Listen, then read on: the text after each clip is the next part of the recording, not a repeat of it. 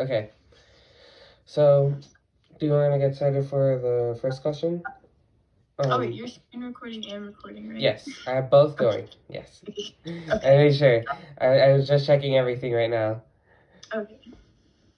Yeah, want to start off with like a summary? Yeah. What did you guys say? It was basically about her like talking about her experience in poverty, and her explaining like different things of what poverty is, and how she struggled with it, and how her kids struggle with it. Yeah. Yeah, it is exactly what the title is. It's what is poverty, basically, but very in depth. Yeah. I think for like out of everything, it's definitely that. It's just very much, here, look, this is what poverty looks like. Like, just take it and like understand, but like with a lot of emotion associated with it too. Yeah, she goes very in depth about what poverty is.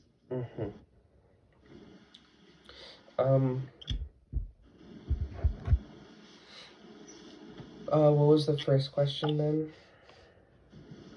What is the thesis of the essay?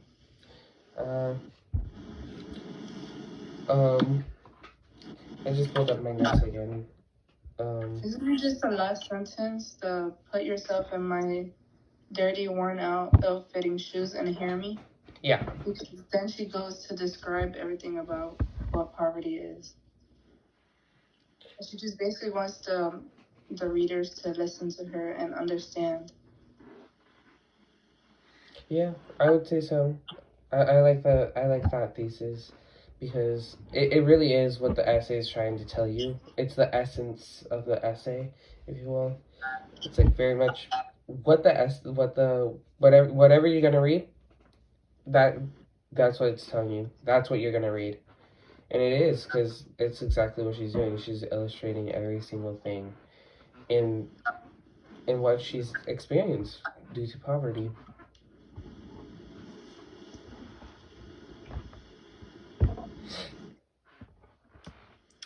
Yeah, and I think like after the thesis, I guess it's like overall, I don't know how to say. It's poverty on a deeper level. It's not just like the top, like, you know what I mean? Yeah. It's not surface level. Yeah, surface level. Thank you. Yeah. But yeah. Okay. So the next one. You go ahead. Yeah, I was gonna. What are some of the themes prevalent?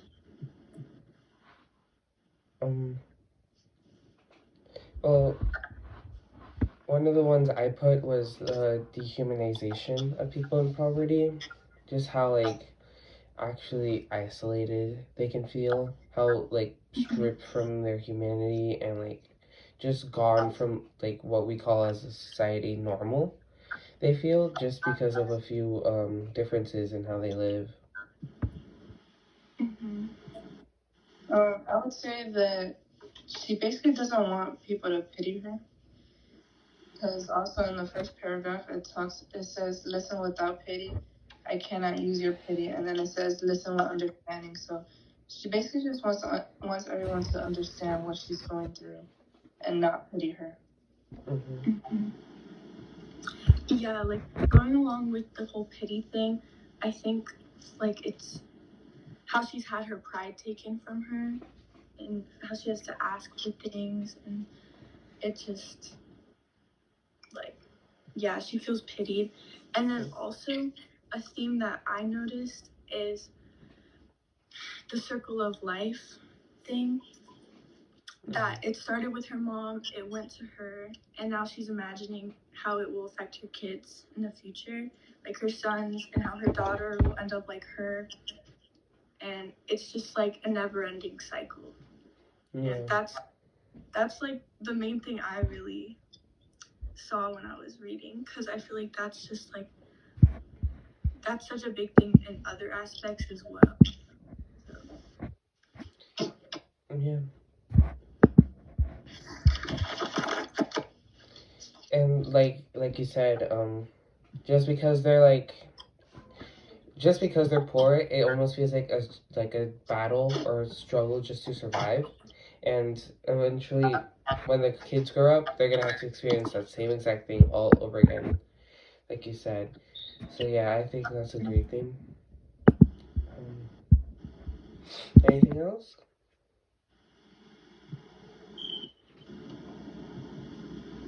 Okay, want to move on to the next question? Yeah, we can move on. Okay. What in the text exemplifies the themes? Well,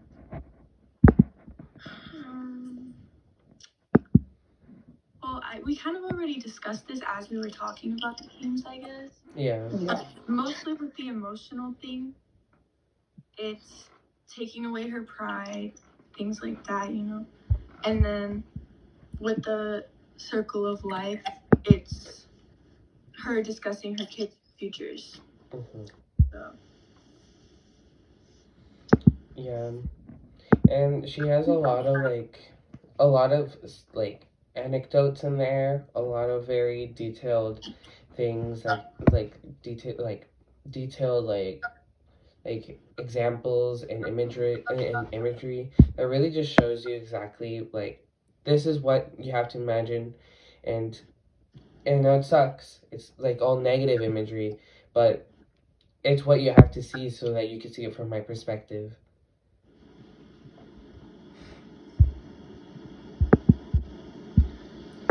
Okay, anything else? I think No. we're good there. So the essay is for what type of audience?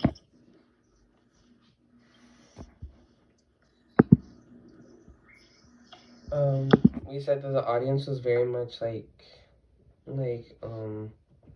everybody in general. It was like whoever was reading it, you would be able to understand. But it's really trying to make a point towards the people who are either not very humble or the people who would pity her. Yeah. And also, I said last time it was for the people who she went to school with, because they would often bully her. And she mentions here how she didn't get to finish school because of the way she was treated. So I guess to spread a light and to show how she feels while going through poverty. And that could relate back to the theme, the circle of life theme, where if she experienced that, eventually her kids are gonna have to experience the same thing, and how is she gonna deal with that? Yeah, I feel like it's basically anyone who hasn't experienced poverty. That's who she's talking to, so they can open up their eyes to her experience. Mm-hmm.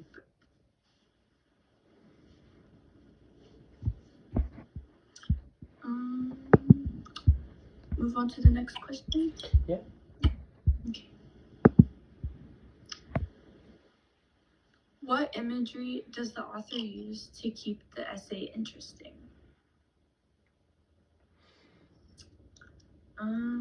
I think she uses she describes the smells of things, what things look like.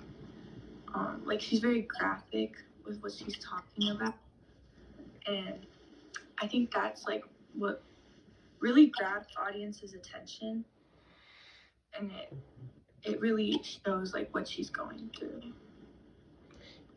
Some examples of the smell thing. She says the poverty is like a smell that never leaves, like the smell of urine, sour milk, and spoiling food.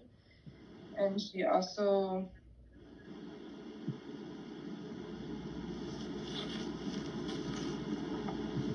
I forgot where it was, but she just mentions a lot of like the different smells you would smell, obviously, and then like it goes very in depth of to describe poverty. Yeah, Yeah. I saw a lot of descriptions of very, like I said, negatively connotated things where she's like, oh, this dirty thing, this raggedy thing, this worn out thing. There's a lot of negative connotation with those words. Like it's very just negative in general.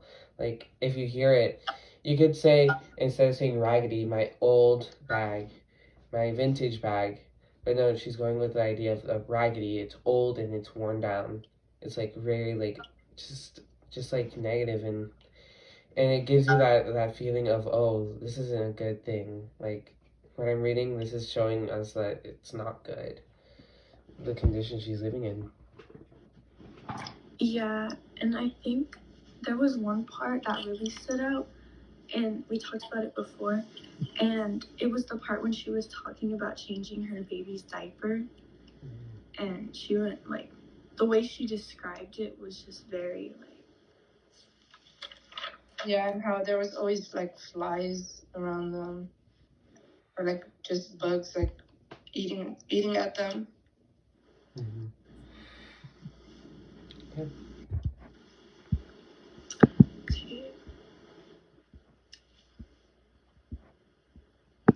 What techniques does the author use to help a general reader / audience relate to the essay? Um, like I said, I think she uses a lot of anecdotes, like a lot of personal stories, a lot of very, very, like, not even like just personalized, but like stories in general of just how she's seen the world through poverty and how so many different people have to go through it. And just this is how they almost all of them see their worlds. It's like a peek into their world almost with the amount of stories and details she gives us. I think another one that we mentioned was how poverty is constantly being mentioned, so it gets the reader. It makes it stick to the reader, and yeah. Yeah, like at the very beginning of almost every paragraph, she repeats the word poverty. And then at one point, she repeats a bunch of different questions over and over. And I think that's like, it helps, I guess it helps the audience kind of like put themselves into her shoes almost when they're questioned like that. Yeah. Another thing is she tries to relate with saying her dreams at the very end too. She like has this all this negativity all throughout the whole essay, and at the end she's like, oh, this is my hopes and dreams. It's like when everybody else is like going through a rough patch, like everybody has this like dream of some or hope that something will happen and that they'll overcome this issue. So it's like kind of like she's trying to relate to that, oh, I might be in a rough patch now, but you know, my dream is blah blah blah to eventually get out of poverty and my kids to have a future. And it's kind of relating to everybody else who's had a bad situation, but yeah, eventually they're gonna have to come out of it.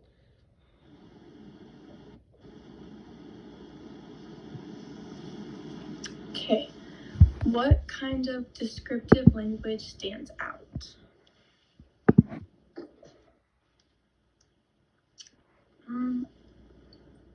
There's like a few different times where she's like very detailed with what she's saying.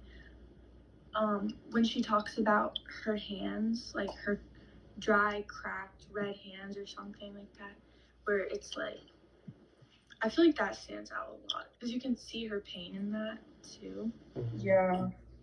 And another one was her talking about the insects again, how they're devouring the baby's tears, and how the insects are in her food and in your nose and in her eyes and crawling all over when they slept.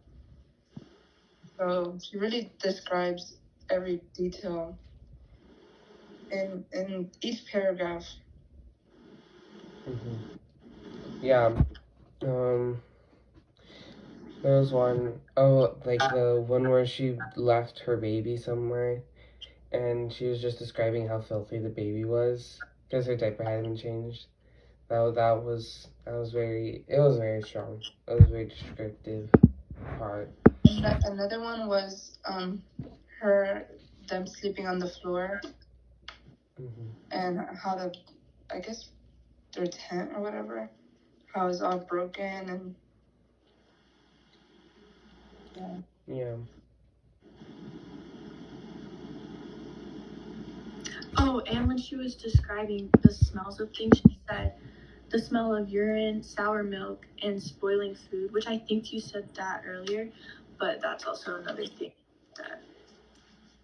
Yeah, there's a lot of good examples in this essay.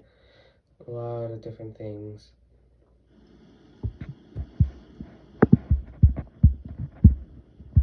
Okay, next question. What's the most vivid image one might take away from the essay? No, like I said, I think I'm gonna take away that image of the child, of the baby, in the diaper. Just because it really does show how even if in poverty, like it's so hard to come out of it. Like even if you have some sort of help, like in the end, it's kind of just hard. It's a hard life to live. There's not like there's help, but there's not that much help. And obviously, even if you do receive help, it's not gonna cure everything. Like you're gonna have the help, and it's gonna be nice, but you're not gonna immediately come out of poverty because of it. I think that's what I imagine when I see the baby, kind of symbolizing that. Yeah. I also think just like the overall image we're getting out is not just like one specifically, is like just how terrible poverty can be and like what it really is like. Yeah. I guess we could take that question two different ways too.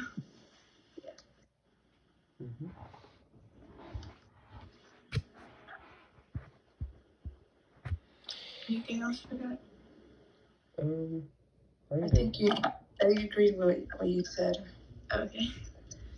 And then the last question is, why was the essay included in the course? Well, I was thinking, I think it was included in the course just because of how heavy it is. I'm for sure know it's never gonna be in any high school because it's just how strong the imagery is. But I know it's also because there has to be a level of matureness to understand how important this essay is. Because even if we don't see it now, like, or even if we do, there's still more to learn from the essay because obviously, poverty will affect us all differently, but we can all relate to the fact that she's writing about it and it's her pain, and we can just take that into account whenever we see somebody in poverty, or obviously we want to relate to them at least to like a surface level and make them human, like we were saying, like many people in poverty don't feel human. Like they don't feel like they're human. They feel dehumanized. So I think that's one thing. The only reason why it's included in the course is because of how strong, and it's a good example of different style of essay compared to what we're traditionally used to. Yeah, and what you said about it being like dehumanizing is like, and you said they don't feel like real people. I think it's because it's a state that disconnects people like a lot from just regular society, I guess. And also, I think we discussed this just because like how big of like a social problem it is, and there's a lot of like different things that surround it too. And it also, for our age group, it's a lot to read, but I think it's important to have it in this course. Yeah. And in high school, they definitely mention poverty, but they don't go in depth of what poverty is, and it is a big issue that happens. So I guess to like spread important information about it and to not judge people, because often when you see a homeless, people often judge. So I guess like describing what they're going through will help people understand and not judge. Yeah, like being able to see that from someone else's shoes, like in their point of view, and especially in how much detail this is.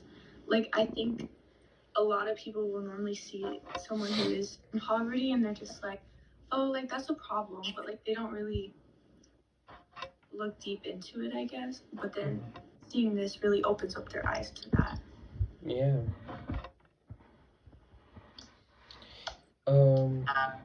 I think we're done with the questions, but I just wanted to ask one more. What are you guys gonna specifically like take out of this essay? Like going forward, you know that you're gonna use it later, or you just like learn and you know it's gonna stick with you forever?